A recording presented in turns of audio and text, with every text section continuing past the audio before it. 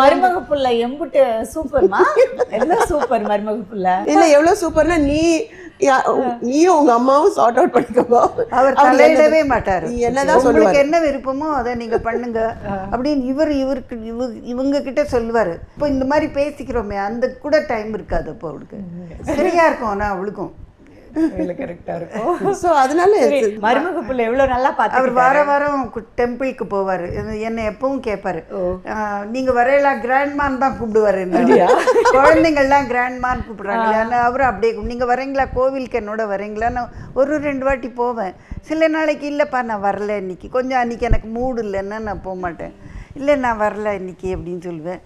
அப்புறம் ஷாப்பிங்லாம் போனால் கூட கூப்பிடுவார். கடைக்கெல்லாம் போனால் அதெல்லாம் ரொம்ப அண்டர்ஸ்டாண்டிங்காக இருப்பார் அவர்.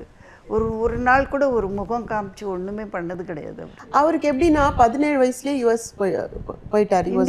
ரொம்ப 17 அவங்க அப்பா அம்மாவோட இருந்ததே இல்லை. அதனால் அவருக்கு வந்து ரொம்ப பிடிக்கும். ஓவர் த இயர்ஸ் என் பசங்க குழந்தைகள் பிறந்த போதில் அப்பா அம்மா வந்துட்டுலாம் போவாங்க.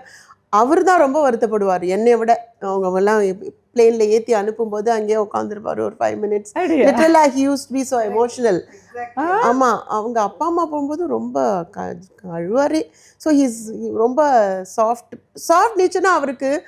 அந்த 17 வயசில் ஊருக்கு அப்பா அம்மா விட்டு வந்தது வந்து இப்போ வந்து தனக்கு ஏதோ ஒரு கிஃப்ட் கிடைச்ச மாதிரி அவர் ஃபீல் பண்ணுற மாதிரி எனக்கு தோணும்.